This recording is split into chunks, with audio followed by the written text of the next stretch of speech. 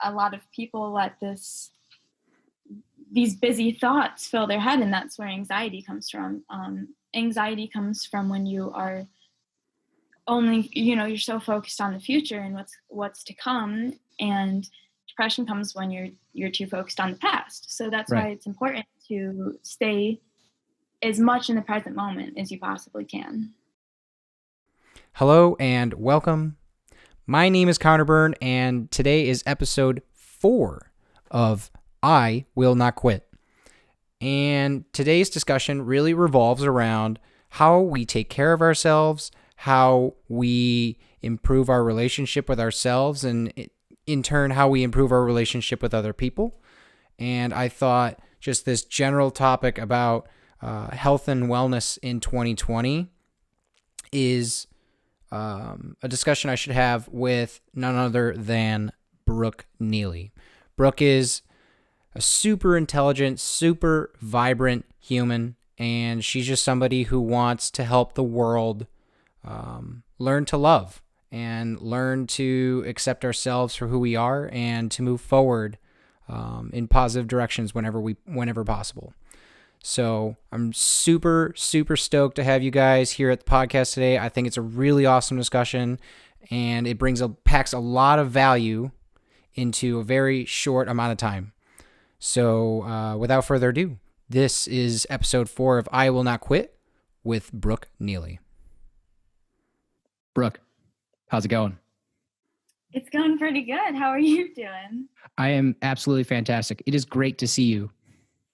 It's good to see you too. It's been a while. It has been quite a span of time. The last time, for everybody that's tuning in, the last time that we saw each other, we were in the middle of an open field filled with 20,000 cars at Electric Forest Music Festival, I believe. I believe you're right. So Electric Forest of 2019, because Electric Forest got canceled this year, but so it's been well over a year, and a lot can happen in a year. A lot can change. Yeah, there's a lot going on in the world right now. There is, and it takes really strong, smart people to get through to the other side, relatively unscathed, I think. Definitely. So, Brooke, let's start with the beginning so we can kind of give people some scope. So why don't you kind of tell people who you are, what you do, and what you think people should know about you? Yeah, so right now I am currently creating a wellness program, like a business. It's going to be fully online while this is happening.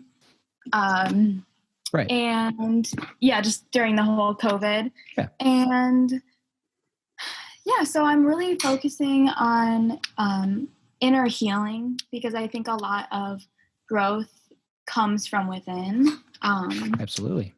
I think that using your pain and your wounds, like that, can be a really powerful tool if you allow it to. Absolutely. Yeah, I think growth is essential for everybody, and what better time in the world right now than now to really focus on ourselves and just healing and getting better. Well, you make a good point that we should all be taking care of ourselves. Like, this is a great, just an exceptional time to take care of ourselves. However, a lot of people don't, they were never, it's not they weren't given the tools, but they weren't pointed in the direction of tools that would help them cope with different things that are going on in their lives. For the first time, some people are experiencing these symptoms of anxiety and depression from being inside too much for the first time. And I think we never really, did you ever kind of get taught how to cope with these things? As a kid, maybe? No, I think it really has to do with your just aha moment. You know what I mean? No one can teach you that. It's purely comes from your experience, and we all have our own unique experiences. So it definitely happens at different times for all of us, I believe. And did you have a specific aha moment yourself? I did. I've had a few, but I guess my biggest one was around 5 years ago. Right about the time I graduated high school, I was, long story short, involved in a car wreck, and Wow. it kind of stripped reality away from me because I had an out-of-body experience.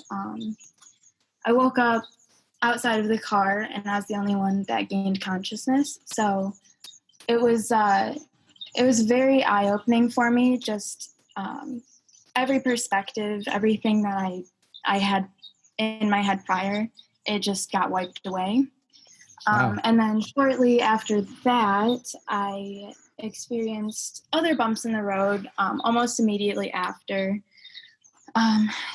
For example, I had a few pets get killed, and just like, silly relationship stuff. And I think just I learned, my aha moment was through that, like in that dark stage of my life. I feel like my aha moment came when I realized that, like, I am in control of how I choose to perceive these experiences. So if I could have allowed it to get the best of me and, keep me in this state of fear. Absolutely. Or I could take it and I could shift directions and try to grow from it. That's really wild. I mean, so just to back up, you said that everything that you kind of had experienced prior, like, wiped. Like, is that just as plain as can be? Like, that's what it is? Or, like, can you kind of explain what that means? Yeah. So I think just my perception of reality, I realized that my ego is not who I am. And when I say that, I mean your thoughts, the thoughts that pop up in your mind. Mm-hmm. I think it was around that time that I discovered that the soul and the ego are two separate entities, and that you have control over your ego, your egotistical mind, like what thoughts pop up for you. And you can observe them, instead of just absorbing those thoughts. You can observe that you're having those, and you can allow them to pass. So I did a lot of observing. I think one of the biggest things during that time was unlearning all of these toxic habits and behaviors I had, and allowing room for better things to come into my life. So you're illustrating this beautiful aspect of humanity that I think a lot of people know, but they don't understand, is that as humans, we have the gift of choice. We pick and choose and make decisions every single day. And just about every other mammal on Earth, every organism on Earth is kind of operating on fight or flight. It is no choice. It's either they are or they aren't. They're moving or they're not. But we can pick and choose. And that's actually, it's a cool thing that you mentioned, that is just the idea that everything kind of got this like hard wipe. Is we as humans are able to catalog information in our brain, and we're able to make educated decisions in the future using that information.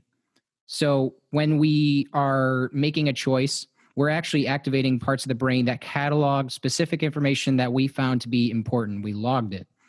And the ego's part in this choice is that the ego is this regulating body that kind of discerns right from wrong amongst our environment and our peers. So when we have the gift of choice, we really begin to choose our personality. We get to choose what we want to make of ourselves. And for you, it sounds so interesting to me that you were unfortunately kind of thrown into this opportunity of almost like a second life. Like, I lived life a certain way for, a quarter century or whatever. And now I get this whole new roadmap, blank slate, it sounds like. Am I going down the wrong path at all with this? I would say, I mean, at the time it didn't feel like a blank slate because I was so overwhelmed with emotions. Right. Looking back at it, it was, I just think pain is one of the most powerful tools that you can use if you allow it to. Yeah, it really is. What kind of pain would you say, like, can you kind of describe what kind of pain like you went through? Like, I'm guessing it's like more of a mental pain than not just physical, right? Yeah, it was physical, it was mental, it was emotional. So it's just all encompassing pain. It was all of it. And I don't like to, talk about my story to gain any sympathy or anything. I just want others to, because a lot of times people look at their trauma and they compare it to other people's experiences and they disregard their own trauma. And this is something that we all experience in our own ways. And people need to realize that even though like they have, they think their trauma isn't as bad necessarily as other people's, we all still need that inner healing done. We need that work because it allows us to rebuild ourselves, to regain our confidence, and just to like ride the waves. I like to think of life as like you're on a surfboard and you're just riding the waves as they come. Absolutely. I mean, Grizz put it the same ways, like life is about the ups and the downs. Life can't be just this consistent up and up, or else, we wouldn't all be on the same wave. We're on a wavelength. Everybody is kind of like, I can empathize with that specifically is when I started this podcast, and a lot of people, just about anybody will go through this, is they start something, it's exciting. It's just this like new thing. And you just feel like there's only upside. There's no downside. And then out of nowhere, like for some reason, like you could have easily foreseen how you were going to feel in the very near future. But for some reason, still out of nowhere, you just go into this like, oh man, this is really hard, or this, isn't what I imagined it would be, or, all the above in that kind of area is the reality sets in. And a lot of people are afraid to really face that reality head on. I describe it as like almost like hitting your head against the wall repeatedly. Is just, you have to kind of go through the motions. You kind of have to continue to do the thing because that's what you made a choice to do, that thing. So in doing a podcast for me, it's like, well, no matter what, like it's going to happen every Wednesday, no matter what happens, like I'm going to make something happen. And I know that it's going to be really hard some weeks and it's going to be really easy some weeks. But that's just kind of the ebb and flow just in that activity, but that can relate to all of life. When it comes to your specific business, is right to call it business, right? Yeah. Yeah. So when it comes to your specific business, how would you describe your approach to helping people with coming to terms with these realities? Definitely. I think the way that you were just describing it, the way that my mind forms is that you're allowing yourself to stay stuck in a state of comfort, because people enjoy staying in their comfort zone. That's where they're comfortable. So people don't take a leap as much as, they want to internally. Gerald Jampolsky, he's a writer. One of my favorite quotes from him is that you cannot experience love and fear at the same time. And it just hits home. It is, because so many people are in this mental state of fear without realizing it. So once you become aware that you do have the choice, like we were talking about, to, break out of your comfort zone and take care of yourself and do the things that you want to do in life. It's all about if you want to be bold enough to live the life that you're meant to live. Right. I like what you said too, is because I ponder this question all the time. Is you said, do what you want to do. I think, like, would you do you have any experience in observing people kind of not knowing what to do with themselves? All the time. I mean, I myself get stuck in that. It's a loop, a feedback loop. There's a book called The Subtle Art of Not Giving a Fuck. I don't know if you've heard that. I have. I don't know. Sorry, I don't know if I can swear on this. No, I'm pretty sure, didn't we? I think we sent Instagram messages to each other very soon after Forrest. And I think I was reading The Subtle Art of Not Giving a Fuck by Mark Manson. Yep. I think you sent me a message and you said, "What is this book? Like, is it good?" And really? Like, pick it up.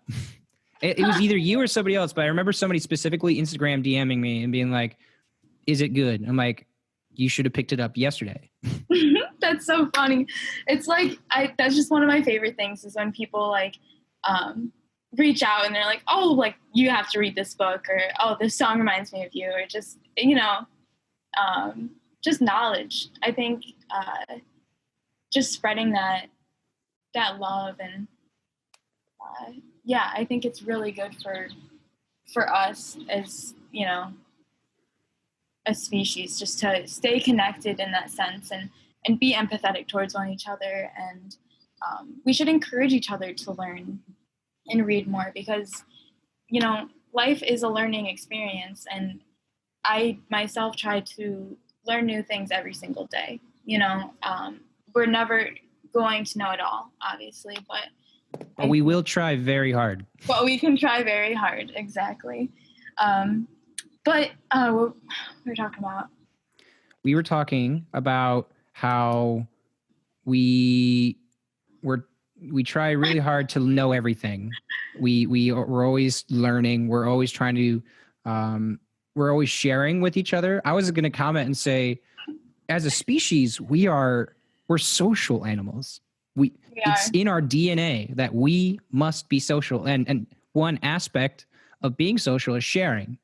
And I think if we're to segue into that is the way we share knowledge today, the way that we are able to distribute knowledge is just so vast and so bountiful. We just in this one podcast, I could share this to the largest network of like thousands of podcasts over Apple Podcasts. And I'm a Joe Schmo with 3 podcasts and I can still be on that same platform. I can be on social media where people have 1 million followers and I happen to have like 600, but like we all get an equal opportunity to generate and share what we love or what we know. The world is such a beautifully provided platform in 2020 to promote change, to share knowledge and to share information. And I think for so long we were kind of kept in the dark because we didn't have that opportunity or we didn't have the platforms to really share that knowledge. A lot of knowledge is power. And when you kind of navigate people away from enjoying the process of learning, you're really undermining the true value of being human. Definitely. I feel like we are living in just the era of information. We're accessible to so much information and we can just spread so much knowledge around the world. Like I could send out a message right now to someone that's, in Europe and they would get it in 2 seconds. It's truly amazing when you think about it. And I think that this time is, there's no better time than to use this to our advantage and access all of the knowledge we can and try to inform one another on what we know, because we all have our unique experiences and we can teach each other things. Yeah. I mean, look, the hard reality of having so much information though is that we can get so easily overwhelmed. Have you had any experience of people kind of like overthinking so much because they have so much information going on and they just, I don't know, like they almost like short circuit, I feel like. Definitely. That's something along the lines of, I like to call it, I think they call it in like Buddhist tradition, your monkey mind. I'm not sure if you've heard That is what I've heard. But a lot of people let these busy thoughts fill their head, and that's where anxiety comes from. Anxiety comes from when you are only, you're so focused on the future and what's to come, and depression comes when you're too focused on the past. So that's Right. why it's important to stay as much in the present moment as you possibly can. Be here now. My friend Megan has that tattooed on her arm, and every time I see it, I'm still blown away by it because it's such a profound set of words. It's just like, how could it be so hard to just be here now and not think about anything else? Like it sounds so simple, but I think a byproduct of having all this information available to us, or to have all this entertainment and lack of boredom, it's leading to people having immense levels of anxiety. And I think even people that are transitioning from office work to remote work, I think they're probably starting to get that a little bit because they're not able to discern certain bits of information, whether they're talking to people over chat systems versus voice, or they're, if they're so comfortable with talking in person, but they can't send a good text message. I mean, for me specifically, I love talking in person. So Zoom calls are kind of the next best thing. But if I were to text somebody, I feel it's so impersonal. It's just not, I don't receive it well, and I can't discern information from it. So you're talking about the monkey mind though. Maybe are there solutions to the monkey mind? My biggest piece of advice, which a lot of people are going to blow this off, but meditation, prayer, practicing yoga, movement, any of those self-care practices can be so beneficial to your mental well-being. And people shake it off because they have other priorities that they want to accomplish in the day. But, you don't have to do a full hour of yoga or meditation to get those benefits. You can do 5 minutes. 5 minutes a day, and it literally can make your entire day so much better, just so much brighter and more clear, because you walk through the day with more of a clear head, and you're able to find your balance, or find your center again, and and just come back to your that inner peace that you have. So for people that might be interested, but like they've heard this buzzword of meditation, or they've even tried meditating on their own with not any one specific direction or pieces of information of like if you were to lead somebody in in a meditation, what's like one piece of information you could give to kind of the newcomer of meditation? I would first forewarn them that it is a practice, and like anything else, you're going to get frustrated because you don't realize until you sit with yourself and you're in your silence and you just try to focus on your breath that you don't realize how busy your mind actually is until you're experiencing it. And it's frustrating because you want to just focus on your breath and you can't because your monkey mind is going so crazy. So I like to tell people to think of their thoughts as a cloud flowing by and just allow those thoughts to pass. And once they pass, you don't have to get upset or angry because these thoughts are coming up. But as they pop up, let them go away and just find your center again. Just focus back on your breath. I really like that advice. When I'm meditating, I do focus on my breath, but I really found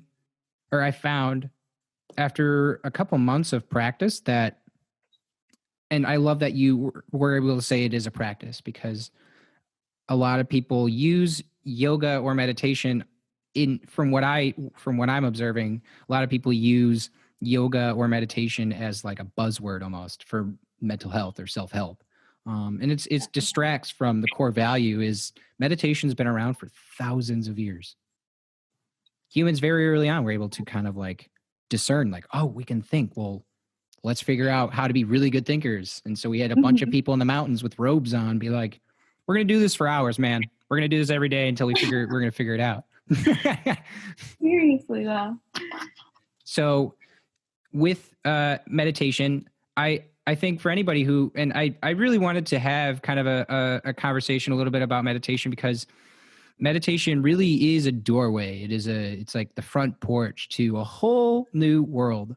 There's so much going on beneath or behind the scenes in our brains that we would never know unless we actually stop to actually look at it. Yeah, it's kind of like, go ahead. Oh, go ahead. What were you saying? I was just going to quote Ferris Bueller. That's all.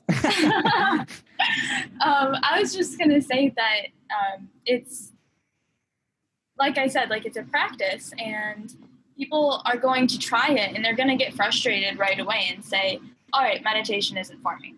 I'm not going to do it again. But it's when you are able to realize that it's not going to be easy at first, like anything else, and you stick with it, you know?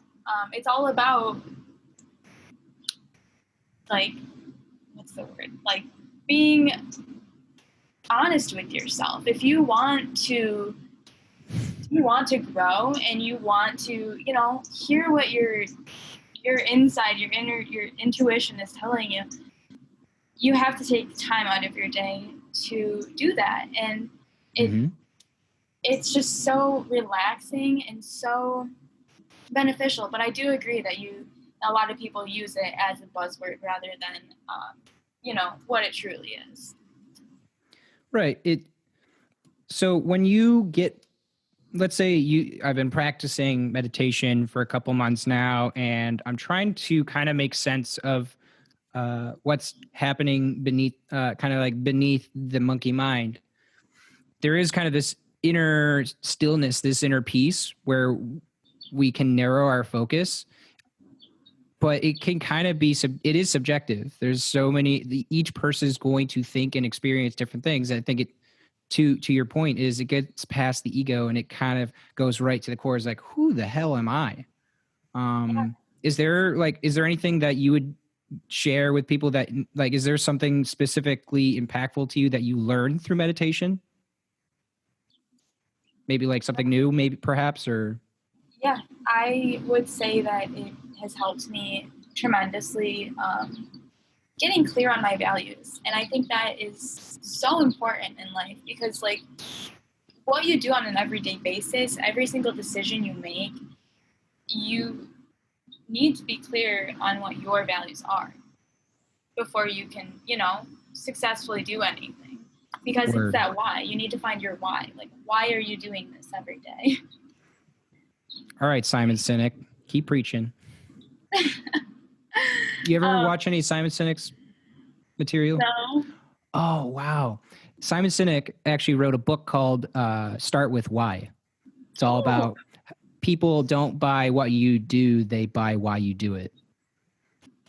And that principle overrides almost everything that you do, is essentially this idea that when you get clear on your values, when you get clear set on what's important to you, what you stand for, what you're willing to subject yourself to, like if you're willing to suffer for something, but it's because it matches one of your core values, you're embracing who you are, and you're now like becoming this new person because you're actually playing in tune to what your mind is speaking to you behind the scenes.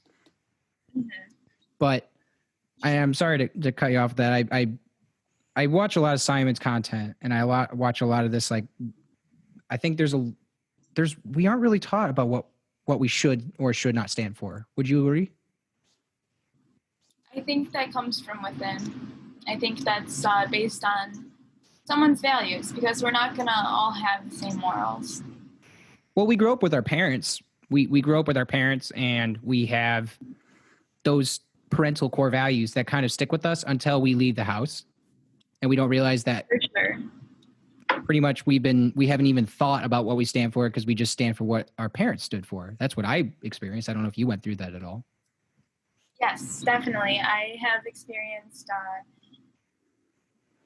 another part of my healing process is unlearning. So unlearning those behaviors that our parents taught us, because we grow up to think that that's normal, and we have to think that way because our parents thought that way, or act how they acted, or anything like that along the lines. I had an emotionally absent parent, so I think that kind of helped me find my independence and really just think critically about why I do the things I do, and just separating myself from other behaviors that I have attached to through my childhood. That's interesting. Core values are kind of a practice in themselves too, because you have to you hear that voice in your head, like I stand for X or I stand for Y. And that's one thing, but you really have to employ what you're trying to understand. So you're going to make mistakes along the way in learning how to live in tune with yourself. I think that's something maybe perhaps a lot of people also aren't given enough enough air is I think we need to give, especially in a time where things are so kind of like hostile or very fragile, is you say the one wrong thing. You do one wrong thing and you could get canceled. You could get doxxed. You could get seriously damaged in personal ways by other people just because you said or did one wrong thing. Mm-hmm. And what I'm trying to emphasize is life is such a process. In the process of learning, we must fail at like 90% of what we do in order to succeed going into the future. So going in through kind of this process of kind of being human, is there a situation in which you kind of said to yourself, I failed, or I messed up?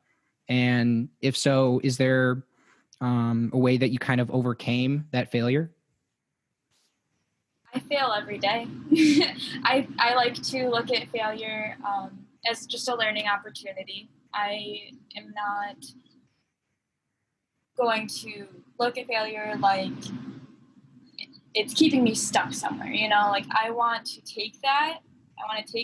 Whatever lesson I learned, and I want to shift it, and I want to move towards a clearer direction. I think using your pain and your own unique experiences will ultimately help you get out of your comfort zone, just like feeling stuck, because a lot of our mind, like how it works, it's self-limiting beliefs. We like to limit ourselves, and without even we're not aware that we're doing it when we're doing it. I'll just give you an example. For instance, I had parents growing up that were worried about money, and I think money mindset, a lot of people kind of struggle with that. And I realized that is a limiting belief that is holding me back from reaching my potential. I need to look at money differently, and I need to take that belief out and plant a new seed, a new belief there. So I'm going to tell myself every day that, I am capable of infinite possibilities. As long as I believe it, it can come true. Wow. Yeah. So that's just one example. I have, we all have so many limiting beliefs that hold us back on a day-to-day basis. And, I think once you get clear on your values and you discover what limiting beliefs that you are having, I think that's a huge step in just growing through life, through your journey. I 100% agree. Being your own strong, independent individual that has these core values, it starts not by learning from specifically other people, but to really, we've kind of gone from meditation, we understand what we stand for, and then we're able to kind of discern what we like in our own observable world, what we agree with, what we don't agree with. And then I think really the next step to reinforcing our core values and then sharing with the world is creating what I call creating a tribe. It could just be making friends. But I guess for me, I've had a very hard time my whole life kind of forming friendships. And it comes probably a lot of it from self-respect. It comes a little bit from, or like a lack of self-respect. Or maybe I'm afraid. I think a lot of us are afraid to, I don't know if you get afraid to like almost form a new friendship. It's just like, why would I need this new person in my life, or this new person kind of like influencing me in some way. But I describe it as how do you build your tribe? Like for how you kind of built your friendships, like, is there a certain way that you approach things, or is there like, could you kind of describe maybe how you form friendships or how you maintain them? Yeah, I feel like that definitely is a self-limiting belief, because you have to love yourself before you can receive that love. You know, like I think a huge part of my shift, just like in my life, my journey, when I started to become my authentic self, was when I put myself first. I started, caring for myself and putting nutritious things in my body, and instead of, just because there was a point in time where I was only eating processed, sugary fast food every day. And Mm-hmm. and it takes time. Like we can't heal ourselves in a day. It's a process. And back to the meditation thing, I think I started out doing guided meditations because I didn't even know where to start. And then I ended up taking a few classes on it, because I realized, like, wow, this actually is benefiting me. And I'm learning a lot about myself and about the world around me. And back to like the practice aspect, I practice yoga. I try to do it every day, but I mean, a few years back, if you knew me, like I couldn't even touch my toes back when in my volleyball days. Like it's really, you have to discipline yourself if you want it. If you truly want to change for the better, you have to be able to have that discipline. But back to what your question was about friendships, I think that it's just so important to be your authentic self. And I think that once you are truly, like, the love is just flowing inside of you, I think the right people will fall into your life. It's it seems a lot easier when I am in my flow state. I can really, I really vibe with that, I guess is the word for it, because it's really only been about 6 to 9 months, I guess maybe potentially a full year, since I went from being in college where I didn't know my core values. I was really just not in a good place. And then now I'm understanding that I have new tools that I've built for myself by, like you initially stated in the beginning of this podcast, this idea of pain or suffering is my pain cave is my suffering, is that little dark place you go when you're on like mile 10 of a run and you're just saying like, oh, I'm in the thick of it. Like I can't think about anything else except for like the next step or like the next direction I'm going to turn. And I find this flow state and I just know that like my body is in such immense pain, but my brain has shut it off and I go into this flow state. And when it applies to friendships is when we're in this flow state, when we are able to be in tune with ourselves, it is very kind of serendipitous how we form friendships. Like even in meeting you, when we met each other, like I don't know if I'm describing you correctly, but like, I feel like we were completely different people even a year ago. Definitely. I think we've both grown a lot just this past year.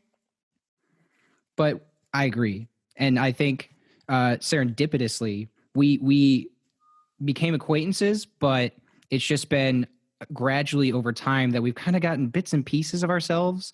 And I think we both, without even having to speak to each other, we both knew that we were just following our own path. And I think that's truly what makes a strong colleague or a strong friend, in whatever capacity, whatever level of friendship, is if you have two people that are really in tune themselves and they really value their time and their energy, but they're willing to share 1% of it with you, like that's worth more than gold, to have the time and energy of another strong, empowered human being, because you can really begin to move mountains the more people that you can assemble around your team, and your tribe, and For we sure. can make and that's why I like Forest, where we were kind of a tribe. Like you had your kind of group of guys, I had my group of people, and we felt stronger together. But the cool thing is like we were able to break off. We were able to really find new people, talk to them, kind of see what they had to say. Find each other at the end of the day, come together. Yeah, because just to kind of give people like a little bit of perspective, is when we were at Forest, I just remember a lot of times, like I just remember the day that you kind of just like went off, like you just like we saw you in the morning, and I think we saw you the next day or something like that, or something close to that, where it's like, where did you go all day? And you and Vince basically just spoke up and said like, it doesn't matter, man. Like we were all just kind of out there in the thick of things. But when we all came back, like we all experienced this festival in a different way. But when we came back, we had this level of comfort, and we were we were really excited to share with each other. We were. I think it is important just to surround yourself with like-minded individuals, and that's how there's a quote, and I'm not going to quote it, accurately right now, but it's, you are the 6 people that you surround yourself with the most. Like you are a combination of the people that you surround yourself with. And I think a lot of people don't realize that what they consume, like the words they consume, it's not just your food, it's your life, it's what you're watching, it's what you're listening to. Mm-hmm. And that's why it's important to have like-minded individuals in your circle, so you guys can continue to uplift each other. So when you're with a client, have you had specific clients ask you, or like kind of have issues with making friends or meeting new people? Honestly, I haven't gotten to that yet, but I think that a great thing would be to branch out, go get out of your comfort zone. I think a huge part is learning to be okay when you're alone, because a lot of people aren't comfortable with their own company, and I've been there before. And I learned to start, taking myself out on dates and just, doing my own thing. And it's like when I'm in that state, it's when people just effortlessly fall into my life. It's like the people that are meant to be in your life to, teach you lessons or guide you through your journey or just be there with you. I think it's really important to really love and care for yourself and do your own thing, because the universe has a really funny way of working. Like if you just allow it to happen, if you just trust the universe, like the right people will come your way. The word trust is kind of heavy, Brooke. A lot of people, it's hard to earn their trust nowadays. So how, to trust this intangible universe, it's a very big concept that I think a lot of people will find intimidating. Is there potentially a way that you could almost explain it like you're 5 when it comes to trusting the universe? Yeah, I guess I could explain it as it's a really big world. You're not in control of everything that happens externally in the outer world. It's so big. Like we can't put that on our little shoulders. We're so small in the grand scheme of things. There's so much happening, and behind the scenes even. Like we don't realize to the extent of how just massive this universe is. And it's pretty freaking big. It's pretty freaking big. So I think you can learn to first trust yourself, because if you can't trust yourself, what you got nothing. You have nothing, yeah. So trust your instincts, follow your intuition. A lot of people, like, they have a gut feeling and they don't want to listen to it for some reason. And because monkey mind, it happens. And back to, I'll just relate it to my car wreck, my near-death experience. The night it happened, so I'm not proud to say it, but I used to never wear my seatbelt. And about not even 5 minutes before we got hit, I had this really weird gut feeling saying, put your seatbelt on. And I had never, I probably went months without actually putting it on. And Wow. I was like, okay, I just listened to my intuition. And shortly after we got wrecked. So. Wow, that's wild. I think that is another experience that taught me to trust myself, my intuition, because it's never going to steer you wrong. I think if there's a strong application of that theory, that has got to be one of them. Is just this voice in the back of your head, because I think we all get that. I think there are a lot of people that get that intuition speaking for them, but they've spent so long kind of not trusting that. Like, the process of trusting your intuition, again, is a practice. But in that case, it wasn't even a practice. It was just kind of like, it was just impulsive almost. It was just like, let's just do this. Like, what's it worth? But that really blows me away. Like, because I think I've had moments where I've kind of had something like that, but to kind of almost very clearly just be like, you need to do this thing. That is, I think, in a way that a lot of people will equate that to a God figure.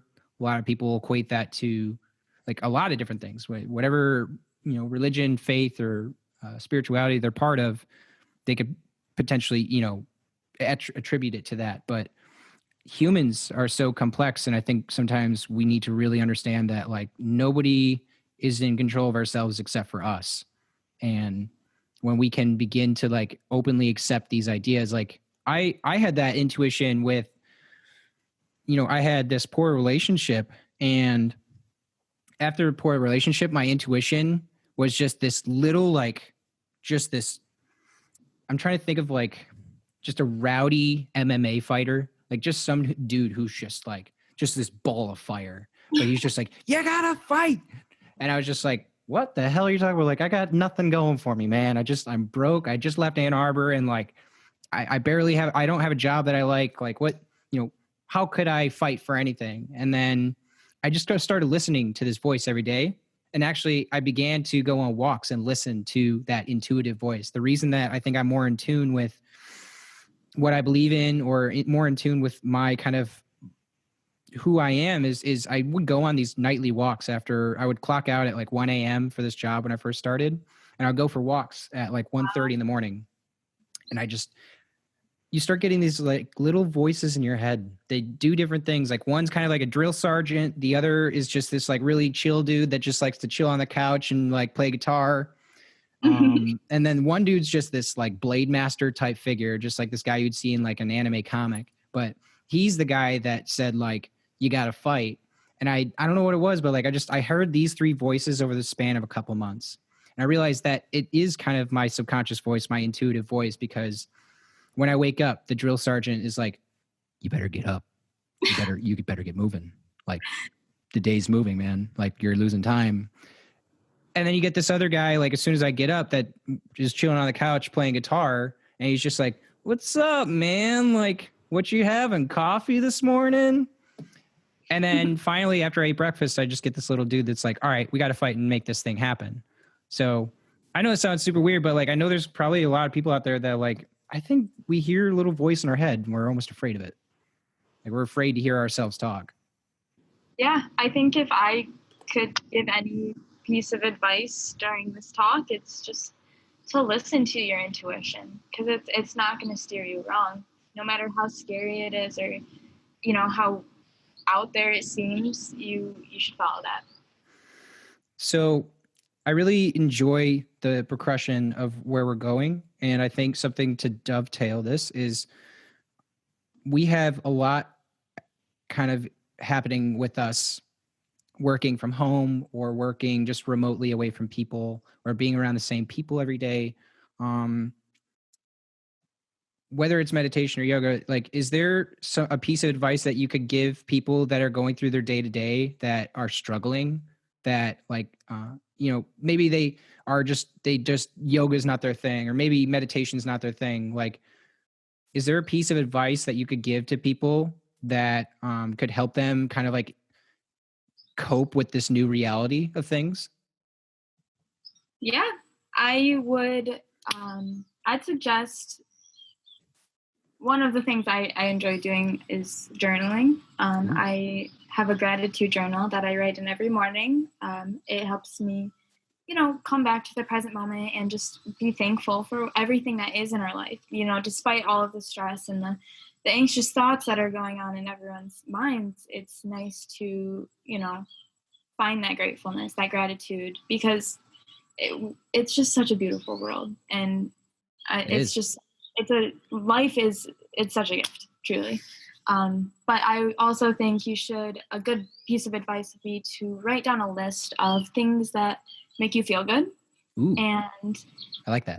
When you're not feeling good, you can go back to your list and you can just, keep working on it, do stuff until you feel good again. Go drive around, freaking jam out, dance, do whatever you want to do to make yourself feel good.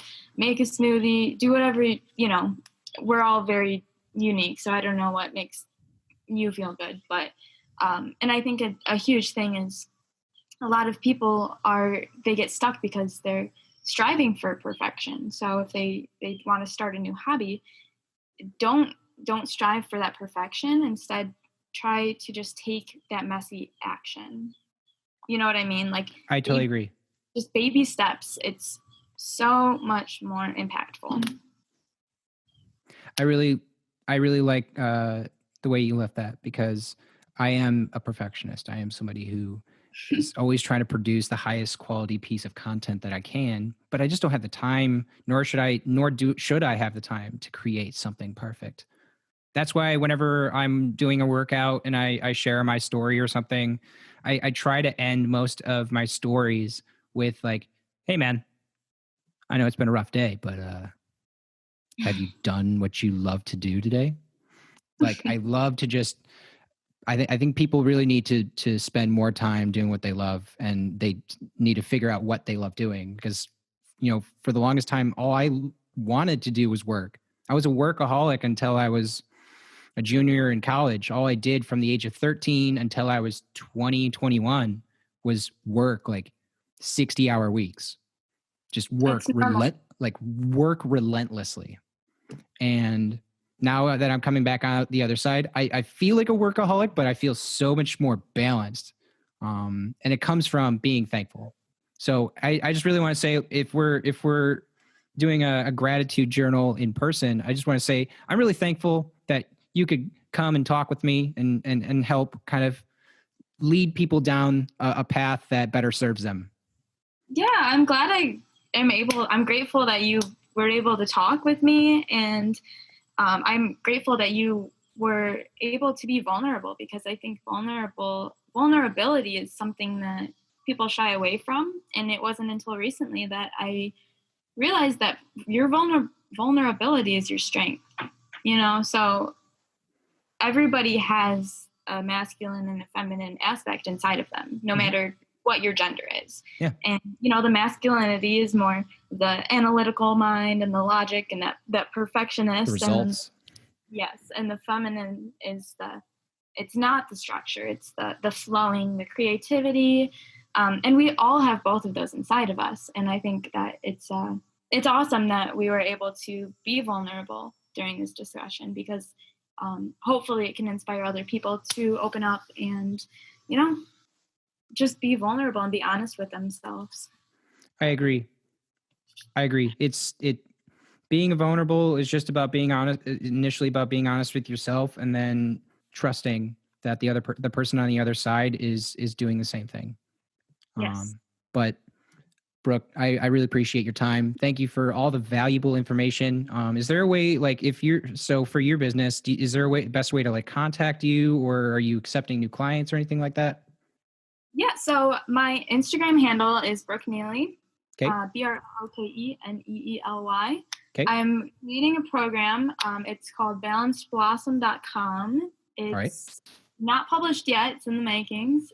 It's some really good stuff. I'm really excited to share it with the world. It's, just about finding your balance and flourishing as a human, because we all have the potential to be our best selves. And I just want to help inspire other people to break out of their shells and to live the best lives that they can. So that will be called thebalancedblossom.com. And thebalancedblossom.com. Yes. And I'm sorry, no. It's the Balanced Blossom program, but the website is balancedblossom.com. So we'll put balancedblossom.com in the show notes so that people can go to that, and I'll put your Instagram handle down there. So if people want to get in line for your exceptional services, they can, send you and your business some love and some messages.